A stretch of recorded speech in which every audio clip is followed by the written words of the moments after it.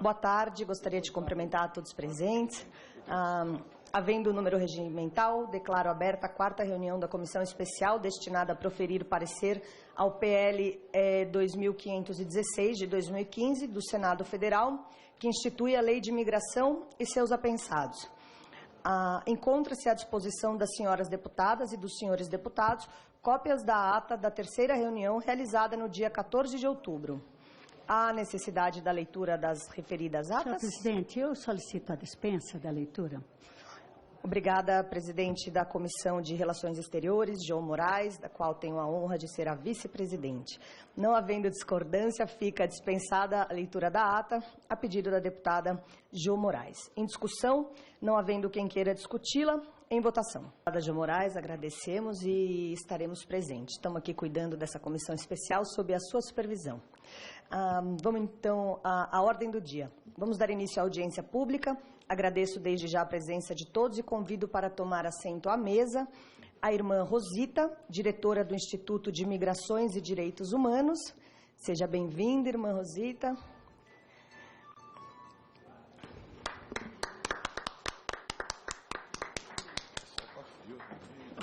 Querida, como vai?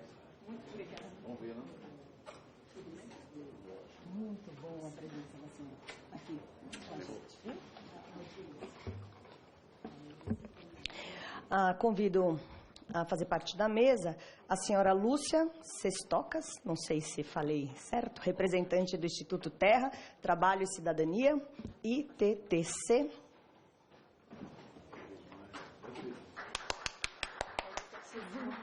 Obrigada. Convidamos também o senhor Luiz Vasques, presidente da Associação de Empreendedores Bolivianos da Rua Coimbra. Eu estive lá na feira, na Praça Cantuta, foi aí muito bom e agradeço a acolhida.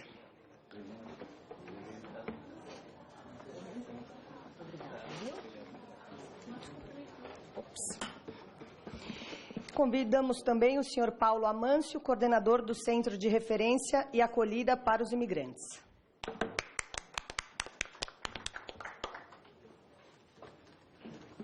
Tem todo fim de semana, né? Luiz, se quiser também falar sobre isso. O tempo começa a correr e nós esperamos a disciplina do imigrante, aquela que o brasileiro não teve. Muito obrigado, deputada Moraes.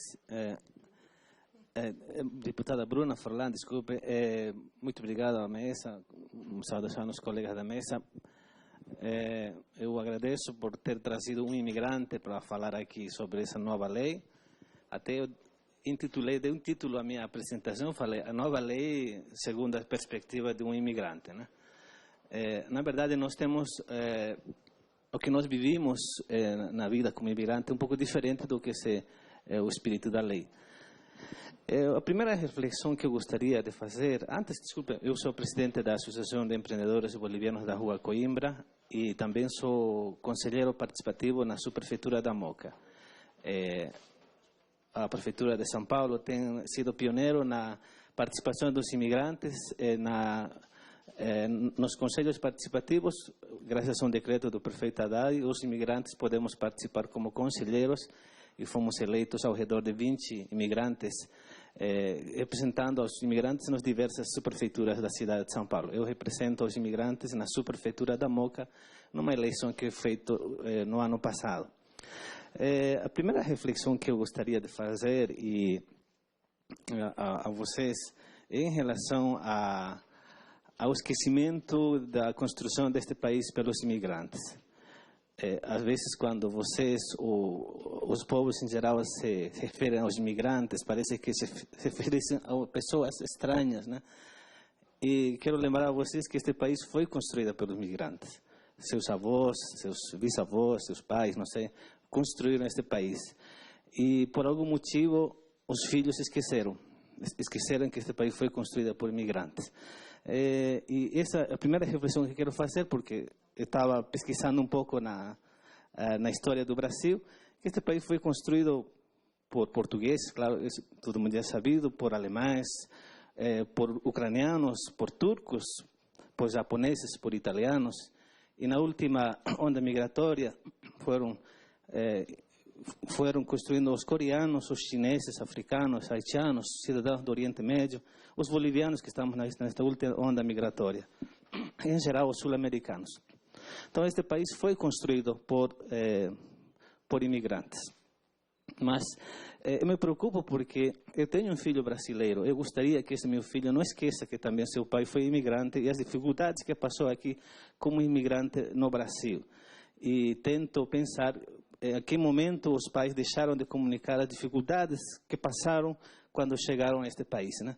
Então, se vocês olham a cultura brasileira, é uma soma de todas as culturas, de todas as regiões que vieram do mundo inteiro, né? Na verdade, é uma mistura de todas as costumes. O idioma é do Portugal, né? Já é uma herança da colonização portuguesa. Os alemães trazeram sua experiência nas terras. Os italianos, que a maior parte estão em São Paulo. E aí vai. Todos contribuíram para o crescimento deste grande país como é o Brasil. E isso quero chamar a consciência para refletir a vocês que, por favor, não esqueçam que vocês, os pais de vocês, os avós de vocês foram imigrantes algum tempo atrás. Antes de fazer as minhas observações à lei, eu quero fazer algumas ressalvas, né? Eu fico muito feliz pelo novo espírito da lei. Tem uma palavra que se fala muito, é a igualdade de direitos, igualdade de oportunidades. Eu fico pensando na nossa vida como imigrantes, se isso de fato vai ser possível ser cumprido na prática, né? Porque o que nós vivemos é uma realidade de total desigualdade. É uma desigualdade tamanha que o imigrante, quando chega aqui no Brasil, enfrenta uma série de dificuldades que, de fato, não tem nada igual em relação ao nacional que vive aqui nestas terras. Então, a primeira questão que quero, que gostaria de ressalvar na nova lei é isso. Até sugiro incluir como um princípio, porque a nova lei se baseia em alguns princípios, o princípio da igualdade de oportunidade econômica. Porque, de fato, não existe igualdade de oportunidade. Não existe, e não vejo possibilidade de que existam, pelo menos no curto prazo. Mas se a nova lei se baseasse nesse princípio de igualdade de oportunidade econômica, eu acho que os imigrantes teriam melhores condições de sobrevivência. Porque essa é a grande questão. Os imigrantes lutam pela sobrevivência quando chegam aqui no Brasil. Então, essa é uma primeira questão que eu gostaria de incluir, sugerir, desculpe, na inclusão da nova lei. Também gostaria de sugerir a inclusão no artigo 4, no parágrafo 1º, direitos e liberdades civis, sociais, culturais e econômicos. Essa diz a redação atual. Eu gostaria de incluir a palavra políticos. Direitos e liberdades civis, sociais, políticos, culturais e econômicos. Porque, sabem que quando eu estava na Bolívia, quando não era imigrante, eu não dava valor ao fato de eu poder votar. Mas quando viemos aqui no Brasil, nós nos constituímos os cidadãos invisíveis. Tá? Não poder votar é ser invisível para a classe política.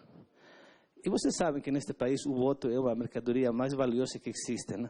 E quando nós não votamos, os políticos simplesmente nos ignoram. Não somos importantes. Portanto, não somos motivos de políticas públicas para os imigrantes. Nós sempre falamos na comunidade, por exemplo, a comunidade boliviana em São Paulo, segundo estatísticas, somos ao redor de 150 mil. Imagina se votássemos 150 mil, quantos vereadores nós poderíamos eleger em São Paulo? Mas como não votamos, ninguém se interessa por nós, né? Então, é uma questão que eu não sei se cabe no estatuto, na nova lei de imigração incluir, mas eu gostaria de sugerir a inclusão dos direitos políticos para os migrantes, ao direito de votar e ser votado. No artigo 4, até eu coloquei aqui em negrita e em grande na minha apresentação, fala o migrante é garantida em condição de igualdade com os nacionais, a inviolabilidade do direito à vida, liberdade, igualdade, segurança e a propriedade bem como... Bom, eu queria colocar nessa lista de igualdades que menciona a lei, a igualdade, a igualdade nos custos da obtenção dos documentos de identidade. Tamanha a desigualdade que vocês não fazem ideia. Eu não tenho como mostrar a foto, né? Mas tenho aqui uma foto na minha tela. O RG brasileiro, a primeira via, é gratuita, né? A segunda via é R$29 no pior dos casos. Para o migrante, a primeira via do RG custa, no mínimo, uns R$320, que é o custo da taxa. A segunda via custa R$502. Então, eu me pergunto, de que igualdade estamos falando, né? As diferenças são tão abismais, não podemos falar de igualdade nesse sentido. Por isso que eu coloquei igualdade nos custos na obtenção de documentos de identidade. Desculpe, deputado.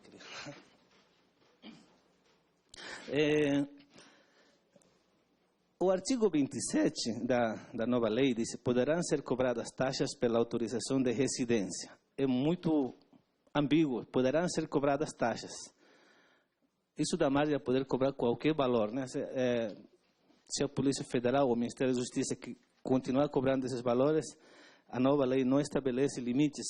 Eu sugiro que nesse artigo que se coloquem alguns limites, não sei se isso é possível, em relação aos valores das taxas.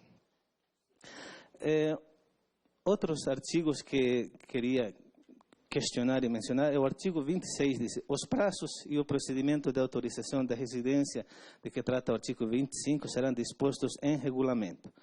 O parágrafo 1 do artigo 34 diz assim: o registro gerará número único de identificação que garantirá o pleno exercício dos atos da vida civil. Eu coloquei em negrito novamente. O número único de identificação não garante o pleno exercício dos direitos da vida civil. De fato, não garante. Acontece que o imigrante usufrui dos benefícios da regularização só quando ele obtém o RNE permanente. Até lá, o imigrante continua como se não fosse regular. Quando o imigrante por primeira vez faz registro na Polícia Federal, ele é dado para ele um protocolo, é um papel sulfite qualquer, né? É um papel sulfite qualquer, com uma fotografia aí, e isso é o documento oficial de registro. Teoricamente, esse imigrante já é legal no Brasil. Depois de um tempo, ele obtém um RNE, que antigamente falava que era provisório, agora fala que é temporário. Depois quero falar sobre esse tipo de vistos. Na prática, ninguém aceita nenhum dos dois documentos. Ninguém. Quando falo ninguém, estou falando das instituições públicas, as instituições privadas, ou, por exemplo, a junta comercial não aceita para abrir empresa. Os bancos, nem se fala. Agora, em São Paulo, alguns bancos estatais estão aceitando, mas outros bancos privados não aceitam esses documentos. E nem se fala para obtenção de crédito, para entrar à faculdade, para entrar a escolas técnicas. De fato, na prática, o imigrante só exerce a cidadania quando tem o RNE permanente. Então, o que eu sugiro nessa questão é que se dê algum tipo de documento que tenha validade, que de fato o imigrante, desde o momento que ele faz registro na Polícia Federal, possa se beneficiar de todos os direitos que tem. Porque de nada serve. Olha, é engraçado, até policiais militares na rua, quando eu fui testemunha, enxerga um papelzinho, o que é isso? Fala, né? Mas fala, eu estou regular no Brasil. Mas quem que te deu isso? Foi na Polícia Federal. Nem eles sabem que esse papel é um registro de uma pessoa regularizada no Brasil. Então, eu acho que com essa inclusão, não sei, na verdade, como pode ser feito na prática, eu gostaria que o documento que o imigrante recebe na hora do registro tenha validade. Nem se fala, tenho amigos, colegas, amigos médicos, por exemplo, que não conseguem registrar nos órgãos dos conselhos. De jeito nenhum. Porque não pode, só pode obter o CRM, por exemplo, quem tem um registro permanente. Pode entrar com todos os processos que quiser, mas o órgão não aceita. Então, isso que na prática, apesar de que o imigrante possa estar registrado na Polícia Federal, na prática não é válido. Ou seja, ninguém aceita essa documentação. Bom, o artigo 28 fala, o regulamento disporá sobre a perda e o cancelamento da autorização de residência em razão de fraude processal. Bom, mais embaixo diz que o garante a ampla defesa. Já falaram meus colegas também disso. Na prática não acontece assim. E me preocupa como isso vai funcionar. Porque eu conheço muitos colegas imigrantes que praticamente peregrinam para a Polícia Federal todo mês, de tempo em tempo, querendo saber por que ele não recebe seu RN. Ninguém dá nenhuma explicação, ninguém diz, olha, teu caso está sendo demorado por isso, você tem uma pendência nisso. Na Polícia Federal simplesmente falam, você tenha paciência e volte. Então, isso de ampla defesa, eu não sei como é que vai funcionar na prática, né? Porque isso não acontece na realidade, né? Então, não sei se isso é uma questão de regulamentação que tem que ser feita depois, mas eu gostaria que na prática tenha realmente a ampla defesa, que ele seja informado por escrito por que não está sendo aceitado, se existe alguma pendência, etc. Que eles tenham, que se cumpra na prática isso da ampla defesa, né? Bom, eu queria fazer ênfase nessa questão da igualdade novamente. Eu gostaria que, de fato, a lei permita que os imigrantes sejamos iguais. Porque, eu sempre falo, nós não queremos privilégios, só queremos igualdade de oportunidades. Só a modo de exemplo, eu quero explicar um exemplo muito preocupante da minha comunidade boliviana. Temos alguns dados curiosos em São Paulo. Não tem dados oficiais, assim que pode ser mais, pode ser menos. Segundo uma CPI do deputado Adriano Diogo, ele disse o seguinte, que tem mais ou menos 15 mil oficinas de costura e ao redor de uns 80 a 100 mil costureiros. Nós fizemos um levantamento de qual é a faixa etária dos nossos costureiros bolivianos. Sabe qual é a faixa etária? Dos 15, mais ou menos, até os 25 anos. Esses jovens deveriam estar estudando, mas estão trabalhando na costura. Por quê?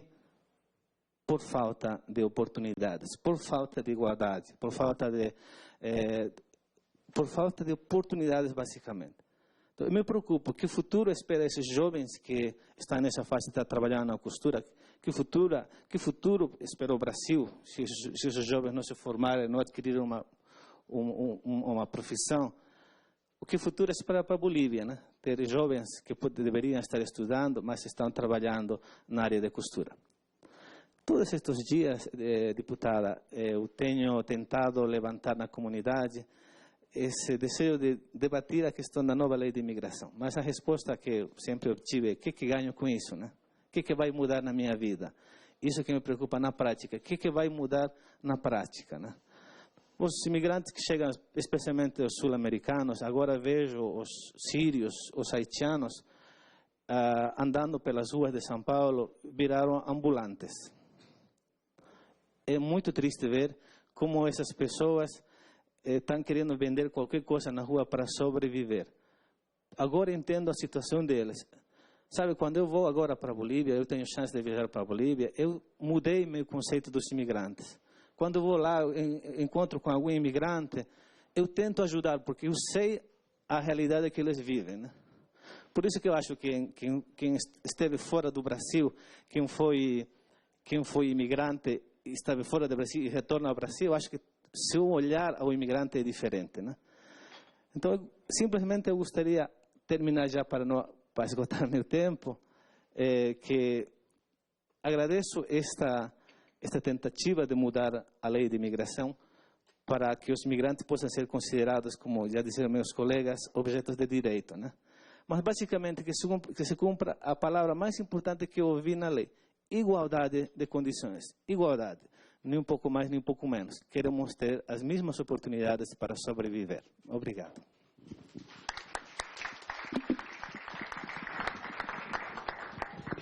Luiz, você pode falar o tempo que quiser, essa comissão foi criada para vocês.